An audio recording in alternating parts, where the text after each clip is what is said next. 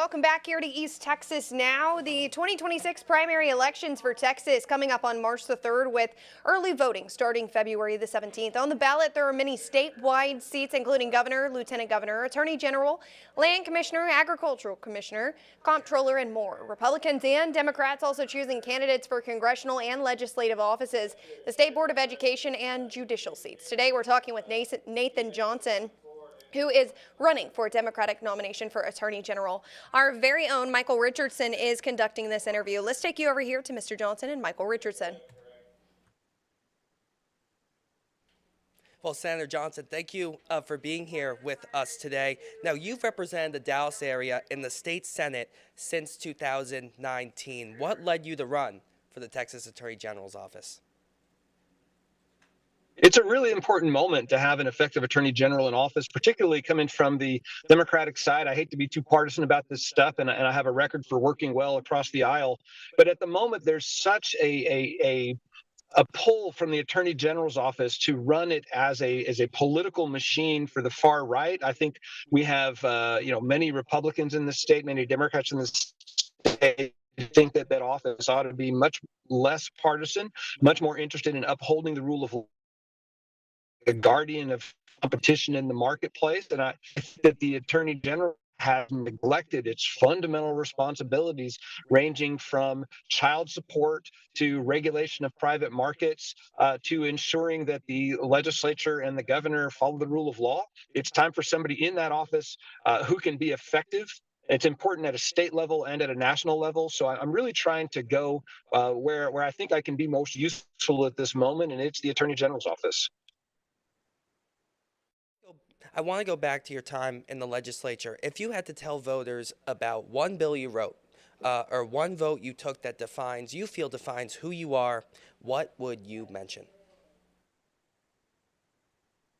I think I'd say that's Senate Bill 1296, and that's from a couple sessions ago. I've been the #1 voice in this state on Medicaid expansion for some time, but we were unable to move it. But in the process of working on that, I discovered a pretty technical way to bring down billions in federal subsidies to allow low-income working Texans to purchase private health care on the private market. I passed that bill working with a Republican in the House, Democrats in the Senate, Republicans and Democrats in both chambers. It's been independently estimated that the passage of that bill has resulted in 350,000 Texans being able to afford health insurance and purchase it on the private marketplace for the first time in their lives. It was really a highlight of my Senate career. Now, I want to go into a bit of your one of your goals if elected Attorney General. You know, you've said that one of your goals is to make life more affordable. How would you plan on doing so? You know, the attorney general is not a legislator, but the attorney general is charged constitutionally with governing corporate behavior, making sure that there is not price gouging, that there's not predatory lending, predatory pricing, cornering of markets, gaining so much leverage that you have control over prices. There needs to be a balance of power between consumers and ownership and business. We need to make sure that business doesn't become so powerful that it owns the levers of government and then structures the law in order to keep their ownership of the marketplace. When you have a more competitive market, you have better prices. You have better products. We've seen that over 100 years of successful market competition. If government's not there to make sure that the markets aren't working, prices go up. I will absolutely force businesses to compete to make better products for cheaper prices. And Michael, can I just throw in one little odd piece of this interview for just a moment, if I may? You'll see I'm wearing a seatbelt. I'm in odd lighting. I'm on my way to Dilley, Texas. This is not a normal campaign day. I'm going as a state senator and as an attorney general candidate to what we're calling a residential it's a detention facility where a 5-year-old boy, among many other kids, are presently being held in violation of their established constitutional rights, in violation of federal law. So we're trying to run a normal campaign. We're trying to be a normal senator. But I'm obliged right now to go see what's going on in the middle of a very difficult moment for our country. And I do want your viewers to understand how intense of a political moment this is and how important the Attorney General's office is to establishing a normal observation of the rule of law in this country. Can you talk to me a bit more about that event you are going So to? I'd love to. Yes, there's a kid. There's a lot of people there, but the one that's received the most attention is a kid named Leon Conejo Ramos and his father. They were picked up by ICE in Minnesota and sent to a detention facility in Texas. As I understand it from multiple sources, that family has applied for asylum in the US and under United States law has every legal right to be here. And the federal government had no right to detain, apprehend, abduct, or incarcerate them. And they're there right now. And I think that people might say, oh, we're in the middle of a big immigration sweep. Mistakes can be made, or actually we really do need to detain them. I don't buy that, Michael, because as soon as somebody's constitutional rights become optional, all of our rights become optional. So I'm going there on behalf of the people who are unlawfully detained. I'm going there to see if the conditions are humane and if we can hold ourselves up as a dignified country. And I'm going there on behalf of everybody's constitutional rights to make sure that they are observed by the federal government and the state government. And as an attorney general candidate, I think our attorney general should be involved in this as well. But unpredictably, we have silence from Ken Paxton today. I do want to ask, do you feel that anyone in the state is currently being, unlawfully detained? And if so, what can the Texas Attorney General's office really do about that in your view? I do feel that there are multiple people being unlawfully detained, particularly people who have pending asylum applications, who have complied with U.S. law and immigration procedures. They are being detained in violation of United States law. I'm still exploring all the different things an attorney general's office could do. I'm campaigning for attorney general. I don't have the 800 lawyers that Ken Paxton has, but just in my preliminary review over a few hours in the last couple of days, we could be issuing civil investigative demands, exploring the conditions on which these are held. Perhaps we could be suing the federal government for violating our own laws. Those are steps I would be taking immediately right now. Also, as I understand it, the governor of Texas has suspended regulations that would apply to these private detention facilities in the context of holding immigrants. I don't know that the governor has the authority to do that. So as attorney general, I'd be having conversations and more with the governor's office to make sure that the standards that we apply for taking care of children in detention facilities are applied in all detention facilities for all children. Now, I do want to go back to one of your previous responses relating to affordability. You mentioned that you wanted to see, a more competitive marketplace. And I do want to ask you, how specifically can you do that? Because some may say, the Texas economy is doing well. The Comptroller of Public Accounts said back in 2024, if Texas were its own country, it'd be the 8th largest in the world. So what's your response? I think the Texas economy continues to grow, and that's a wonderful thing. And we continue to have 14% poverty rate, and that's a terrible thing. No matter how many jobs we create, we still have an overwhelming percentage of our population living below the poverty level. And if anybody knows what the poverty level, it's the line below which you can't really live. So affordability does not mean that you have a roaring stock market. It does not mean that you have relocation of corporate headquarters. It means people can be able to afford a box of cereal and a fresh apple. And those are the problems that we have, or housing. And those are the things that need to be addressed. And when we have overly concentrated markets that have no interest in putting grocery stores in food deserts, or that are scooping up apartment complexes or multifamily residential facilities or single family homes, or supply chains in the healthcare space, or owning our big tech companies that channel everything through them and pick pieces of profit after profit after profit. I think there's not a whole lot of money left over. If we can disaggregate corporate power and force a much more traditional American notion of the marketplace where we have multiple competitors competing for price and quality, we will see innovative marketing techniques, innovative products, more honest sales, more honest competition, and lower prices. It's great that our economy is growing. It's great that we have businesses coming here, but we've got to make sure that Texas doesn't just become an extraction machine. We're not a gold mine for people to come and take money and send it to shareholders outside the state. We live here, and we got to make sure that when businesses come here, they operate in good conscience and good faith, and employ people and pay a living wage and respect local economies and respect our environment. And all that comes if we force people to observe our laws and compete with each other to gain the public favor. I do want to ask, how much of a role do you see the Texas Attorney General's office having in terms of increasing affordability compared to the legislature or compared, to the federal government? It's a great question. I think we're going to need things out of the state legislature, and we're going to need things out of the federal government. And it may surprise some, but I actually want to praise some of the work done under the Paxton Attorney General's office. Just recently, the Attorney General's office achieved a settlement agreement with a hotel chain for applying a bunch of junk fees. You go rent a hotel room, and the rate's supposed to be $78, and you end up paying $130. And I didn't know that I had a fee for clean sheets, right? So the Attorney General's office can make sure that corporations aren't using this new model of tacking fees onto everything. For example, the Attorney General's office can go after big tech for the throttling they've done in the marketplace, and they've done some good work there. There's a lot of places the Attorney General's office can ensure that consumers are not getting scammed and not getting gouged. But you're right, Michael. We're going to need action, legislative action by state and federal government. You praised some of the work of the Attorney General's office under Attorney General Ken Paxton there. I do want to ask you, though, what specifically would you like to see changed regarding the Attorney General's office? Overall, the good work that I just praised, unfortunately, is the exception.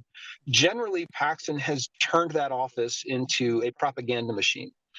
Which is not the function of the office. The framers of the Texas Constitution distrusted concentration of power anywhere in government, in the private marketplace, and that office is supposed to be there to ensure that everybody, government and private entities, follow the rules. Instead, what Paxton does is he sues Catholic charities. He sues organizations that register people to vote. Just day after day, he files a lawsuit designed to get a headline. And if you're out there getting headlines on things that rile up your base, by definition, your employees aren't doing the daily work that they're supposed to be doing. So what I would change is I would direct the energies of the 4,000 employees and 800 lawyers with our $1 billion budget in the Attorney General's office to the constitutional duties that we have, not pleasing a Democratic presidential administration or a Republican presidential administration by filing lawsuits that gain attention and peddle a political narrative, or uses that office for is to persecute political opponents, Republican and Democrat. It's not an office for persecution. It's not an office for propaganda. It's for doing the real work of making sure that we do not have corruption in politics, we don't have price gouging and concentration in markets, and that we're cooperating with district attorneys and county attorneys around the state to keep crime off of our streets. Who do you, if I understand you correctly, it sounds like you feel the Attorney General's office has persecuted some political enemies. If I heard you correctly, can you delve more into that? Who exactly has been persecuted in your view? I mean, I'll give you the kind of most ironic example coming from a Democratic candidate for Attorney General, which is the Republican members of the Texas Court of Criminal Appeals. These were judges that were elected to the highest criminal court in Texas that ruled that the Attorney General did not have constitutional authority to prosecute election crimes. Now, these are jurists, and as a jurist, as a lawyer myself, I will tell you they're correct. They ruled correctly that the Constitution didn't allow the Attorney General to take the action he took. They issued that opinion. So Ken Paxton campaigned against them, used his war chest as the Attorney General to primary them in a Republican election and get them out of office. And he succeeded. He is changing the law for political purposes. Now, I can only hope that the people who are now elected to that court will have the judicial independence and integrity to uphold the Constitution. But it's a threat. Now, earlier in this interview, you talk about the size of the Attorney General's office. I mean, you'd be responsible for hundreds of attorneys. Why do you believe you have the experience to lead an agency of that scale? It's actually a great question. I've never led a 4,000 person operation. Most attorneys general did not formally operate Walmart or something that had hundreds and thousands of employees. I do work with a sizable number of people in the Capitol. I'm constantly coordinating efforts among staff and senators and House members and agencies. I work with great numbers of people all the time, trying to direct them to a result, whether we're talking about healthcare or housing or electricity. I'm very familiar with working with hundreds of professionals, experts, advocates in a variety of contexts. I will apply that kind of experience to this. And the other thing, Michael, in all humility, but also in terms of being responsible to run an agency of that size, I'm going to have people who have been there for decades by my side, guiding our actions, and I'm going to look to their expertise and experience with the office to make sure that I handle it correctly. That's something Ken Paxton has not been able to do. People with institutional experience have left that office so awful, and it violates their conscience to work for him. I had people like that contact me during my campaign that says we would like to help you run a successful office. So I'm very much looking forward to working with people who've worked with Republican and Democrat attorneys general in the past and running that office well. Now, you have said, it's my understanding, you've said that you would not enforce unconstitutional laws. A recently passed Texas law would mandate that the Ten Commandments be placed on a poster in every public school classroom. That law, Senate Bill 10, is currently facing legal challenges. In your view, should Senate Bill 10 be declared unconstitutional? Why or why not? It is patently unconstitutional. It should be declared unconstitutional. It is violation of very fundamental constitutional principles of separation of church and state. I can't, in the course of this interview, outline a legal brief, but there are very, very few legal or jurisprudential experts who believe that there's any constitutional basis for upholding that law. As Attorney General, the state's position is I have the constitutional duty and prerogative of articulating the state's position on whether or not legislation is constitutional, and the brief that I would file would say that it is not. And going off of that, it's politically bad, but it's constitutionally flawed. Sorry. Oh, you're good. You mentioned, as Attorney General, you may have to enforce some laws you may not agree with. How would you go about, doing that? That's a question that fascinates the media. Most of the time that the legislature passes a law I don't like, it's not going to wind up an issue for the Attorney General. It's only an issue for the Attorney General when the statute is challenged on the basis of its enforceability, either under the federal or state constitution or under other state or federal laws. Just me disliking a law doesn't mean I'm going to have to defend it. On the other hand, there may be laws that I disagree with ideologically, that are challenged, that are not unconstitutional, that don't violate any state or federal law. And I will have to defend the legislature's right to pass bad laws. And that will be my job, and I will do it.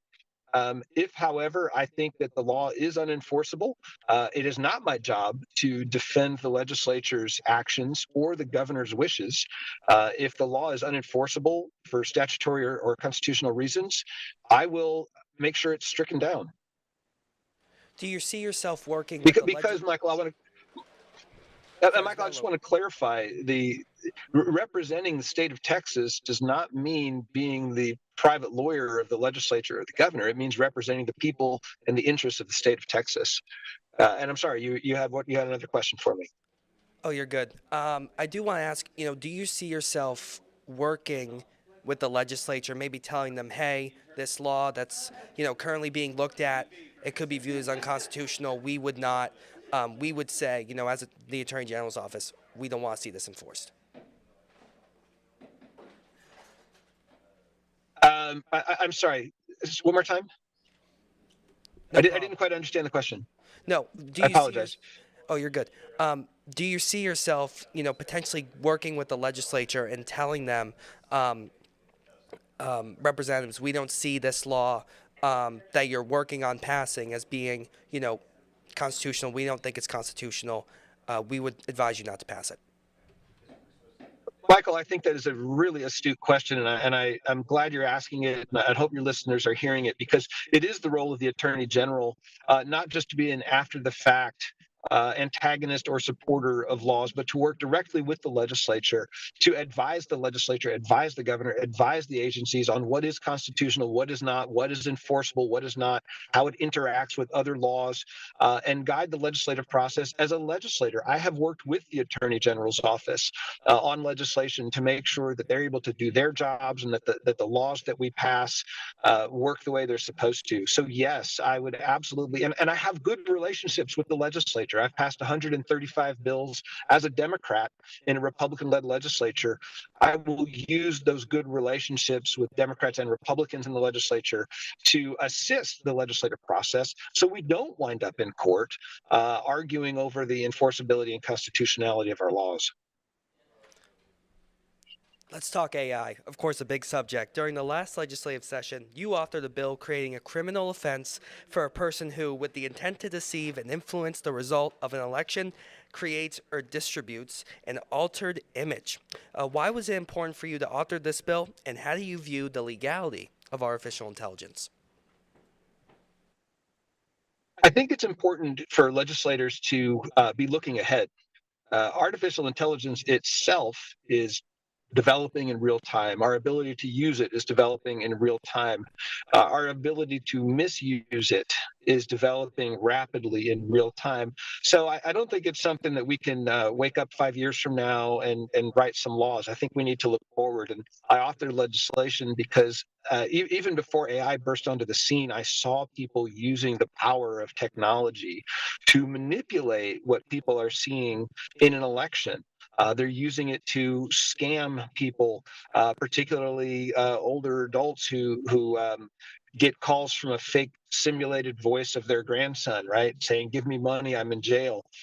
So whether you're altering elections or scamming people out of money and playing on their emotions, I don't want to wait around and let AI cause a bunch of damage. I think we need to get some laws in place.